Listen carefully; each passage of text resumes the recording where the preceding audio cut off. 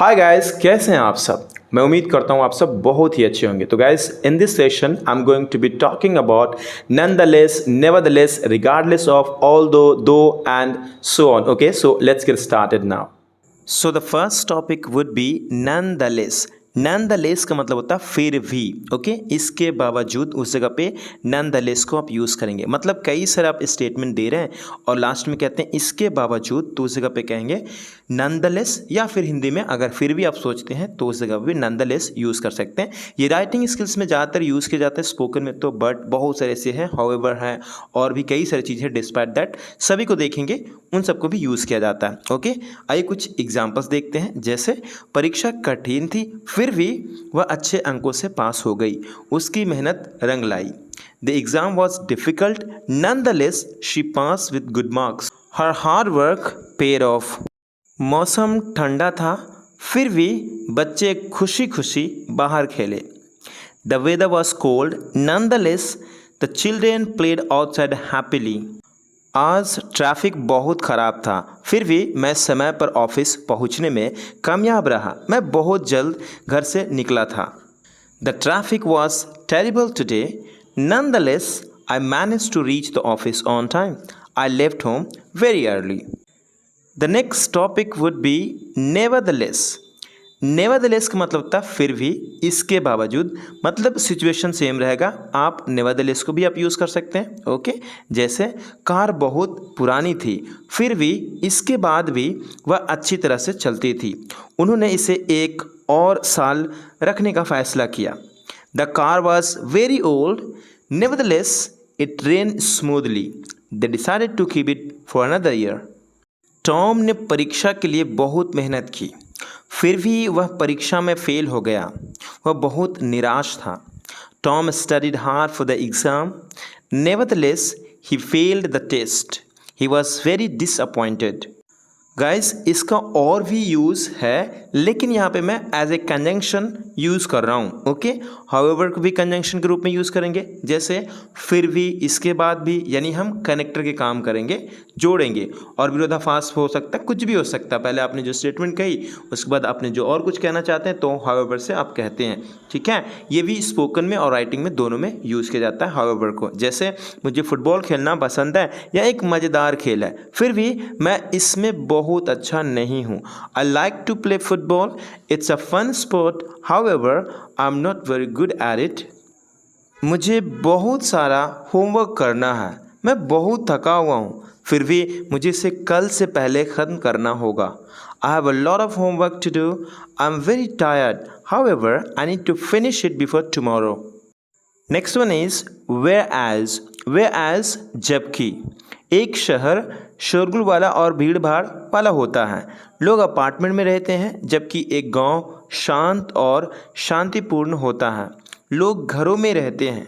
A city is noisy and crowded, people live in apartments, whereas a village is quiet and peaceful, people live in houses। गर्मी एक गर्म मौसम है, लोग हल्के कपड़े पहनते हैं, जबकि सर्दी एक ठंडा मौसम है, लोग गर्म कपड़े पहनते हैं। Summer is a hot season, people wear light clothes, whereas winter is a cold season, people wear warm clothes। while जबकि, whereas या फिर while दोनों में से कोई भी आप यूज़ कर सकते हैं जबकि के लिए। ओके, यानी आप दिखाना चाहते हैं कॉन्ट्रास्ट, विरोधाभास, तो आप यूज़ करिए जबकि के सेंस में। ऑलराइट, पक्षी गा रहे थे जबकि सूरज उग रहा था, निकल रहा था। सुबह बहुत सुंदर थी, आकाश नारंगी और गुलाबी रंग का था। The birds were singing while the sun was rising. It was a beautiful morning. The sky was orange and pink. लड़का फुटबॉल खेल रहा था जबकि उसकी बहन किताब पढ़ रही थी, उसने बहुत ज़ोर से गेंद मारी। The boy was playing football while his sister was reading a book.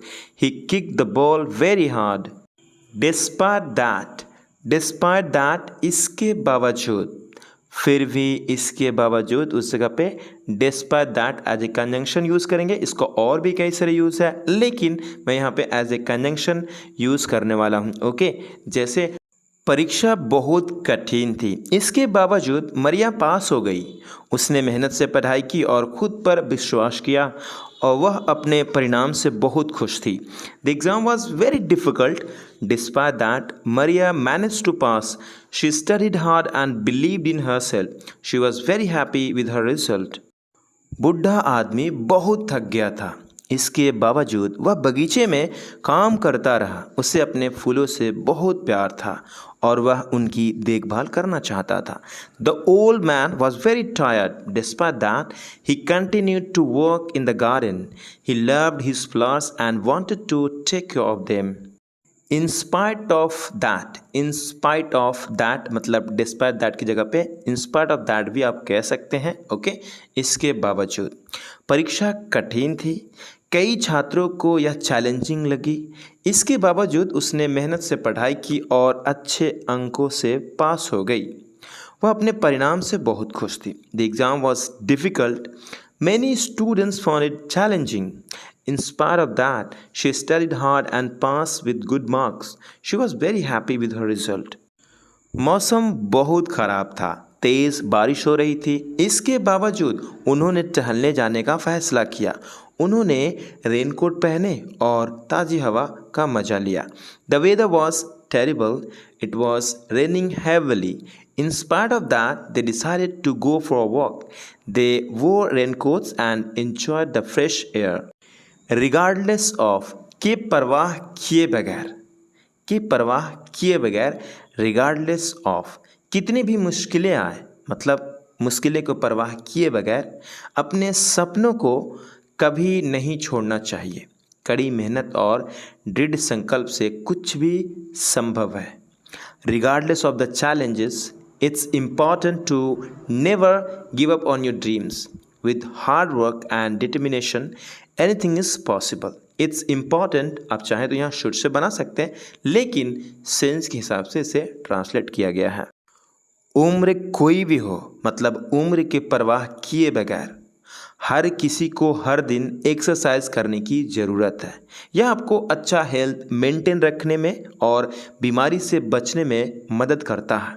Regardless of their age, everyone needs to exercise regularly.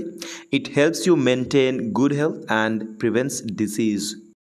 Yet, फिर भी या फिर and yet ये भी आपको देखने को मिल जाएगा।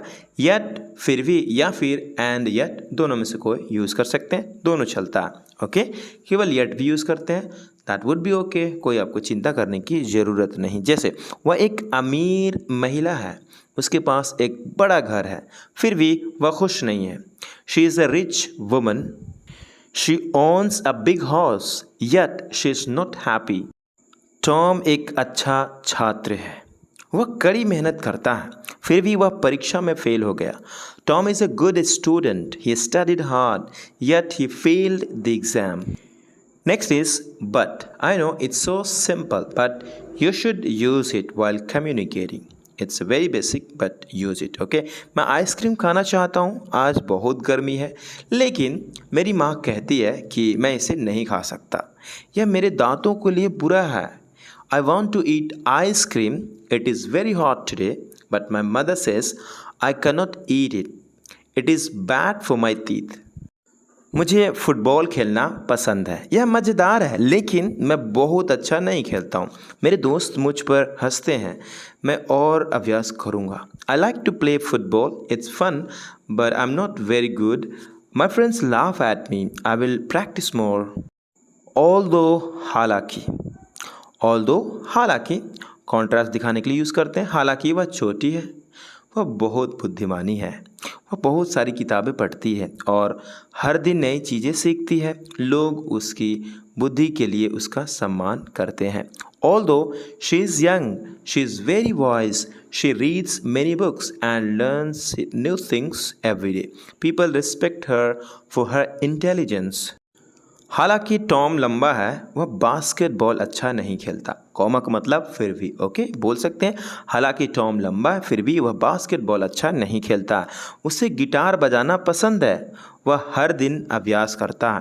Although Tom is tall, he is not good at basketball. He prefers playing the guitar. He practices every day.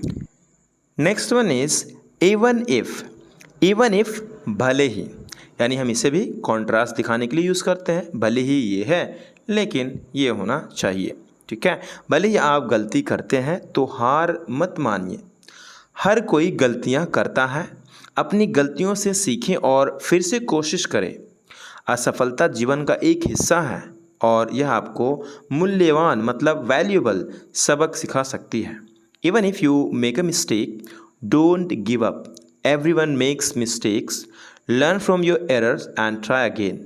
Failure is a part of life and it can teach you valuable lessons. भले ही आप अमीर हैं तो आप खुशी नहीं खरीद सकते। सच्ची खुशी अंदर से आती है। पैसा आराम और सुरक्षा प्रदान कर सकता है, लेकिन यह स्थायी खुशी और संतुष्टि की गारंटी नहीं दे सकता। Even if you are rich, you cannot buy happiness. True happiness comes from within. Money can provide comfort and security, but it cannot guarantee lasting joy and fulfillment. Even though, हालांकि। Even though, all दो मतलब हालांकि, even though हाँ हालांकि, okay मतलब थोड़ा सा emphasise करते हैं इवन लगा करके, यहाँ तक कि हालांकि ऐसा, उसके बाद जो आप कहना चाहते हैं वो कहते हैं, मतलब कॉन्ट्रास्ट को दिखाने के लिए यूज़ करते हैं। जैसे हालांकि परीक्षा कठिन थी, हाँ हालांकि परीक्षा कठिन थी, लेकिन मरिया अच्छे अंकों से पास हो गई। उसने बहुत मेहनत की और बहुत अभ्यास किया। उसका शिक्षक उस पर बहुत गर्व करता था। Even though the exam was difficult, Maria passed with good marks. She studied hard and practiced a lot. Her teacher was very proud of her.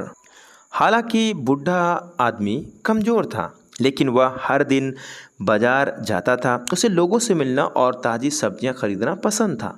उसके पड़ोसी उसे बैग ले जाने में मदद करते थे। Even though the old man was weak, he walked to the market every day.